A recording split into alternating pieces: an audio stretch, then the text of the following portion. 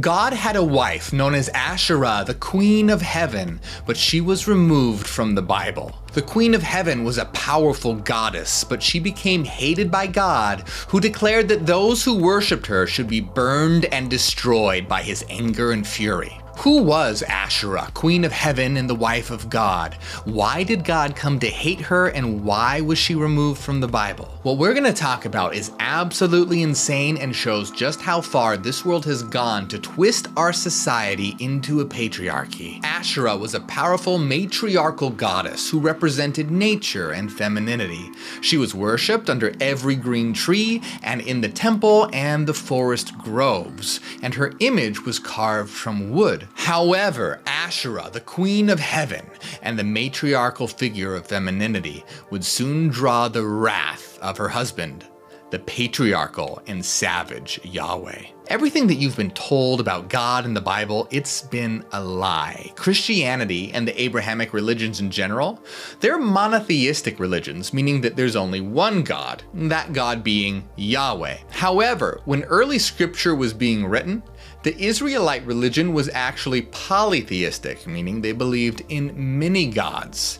And when we look at the history of the religions that influenced the scriptures, specifically the Canaanite religion, we discover that Yahweh was just one of many gods, including El Elyon, the Most High God, and Asherah, Queen of Heaven. When what would become the first book of the Bible, Genesis, was written, the God referred to wasn't originally Yahweh. In fact, it wasn't just one God, but multiple gods, two of them being El Elyon, the Most High God, and Asherah, the Queen of Heaven. Now, at this point, it's actually El Elyon and Asherah that are husband and wife. Now, if you open a Bible right now to Genesis 1:26 through 27, you'll see that it says, "Then God said, 'Let us make humanity in our image to resemble us.' Male and female, God created them." So you'll notice two striking details. First, God says to make humanity in our image to resemble us. Now, this makes no sense if there's supposedly only one God, and the Trinity doesn't explain this, since the Trinity wasn't officially established until the Council of Nicaea hundreds of years later.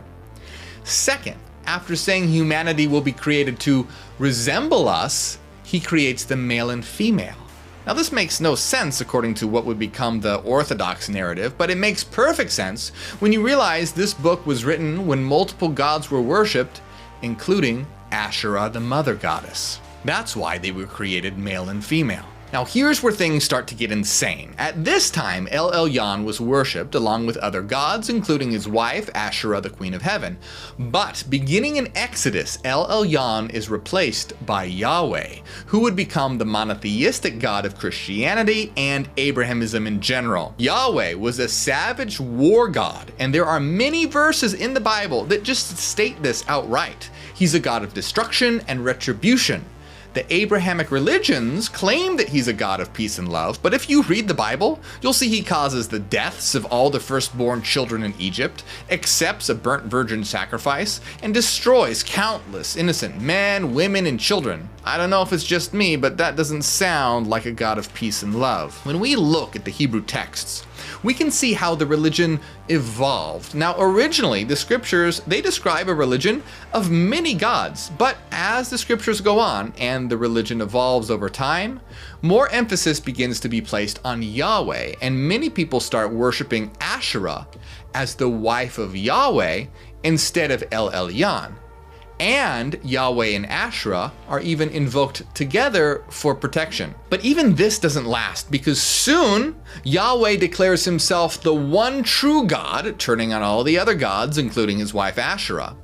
Ultimately, the existence of the other gods is outright denied, and we can see that scriptures began in a polytheistic way, then evolved to convince believers that Yahweh was the most powerful of the gods, then eventually phased out the other gods entirely and became monotheistic.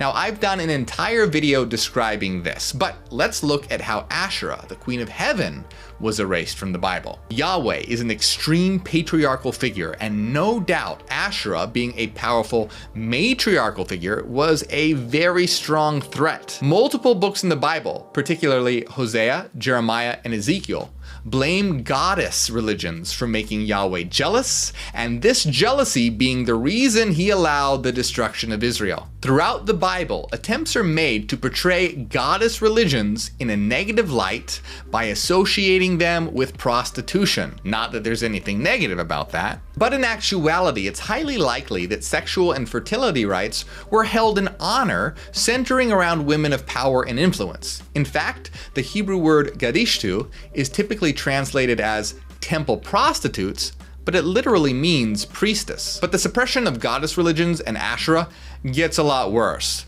The name Asherah appears 40 times in the Hebrew Bible, but not at all in the English translation, the King James Bible. Instead, her name was translated as groves of trees.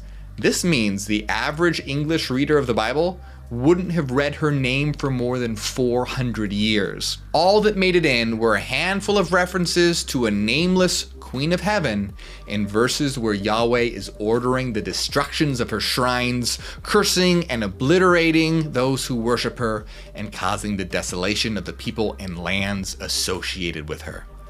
Asherah, the Queen of Heaven, was a powerful archetype of feminine empowerment. She was the mother goddess, a comforter and protector, associated with trees, groves, and forests, nature of all kinds, and a symbol of honored sexuality.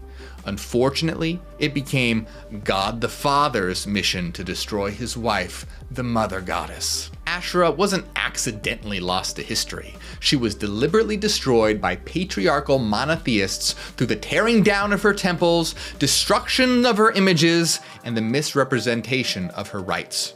Her stories were rewritten, and ultimately her name was forgotten. All this has influenced our culture, and is it any wonder why our world is in the imbalanced, patriarchal, crazy state that it is today?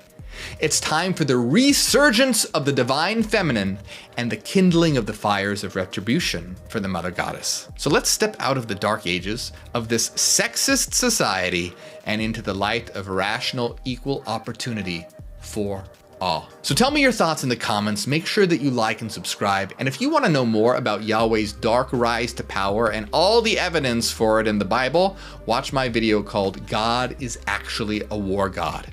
If you've ever gotten something or learned something from my videos, consider supporting on Patreon. I help you out, you help me out, and we can help the world out. You'll also get access to our weekly secret live streams and our hidden Discord server, The Citadel. My name is Morg, and I am Hyperion. Hail, New Terra.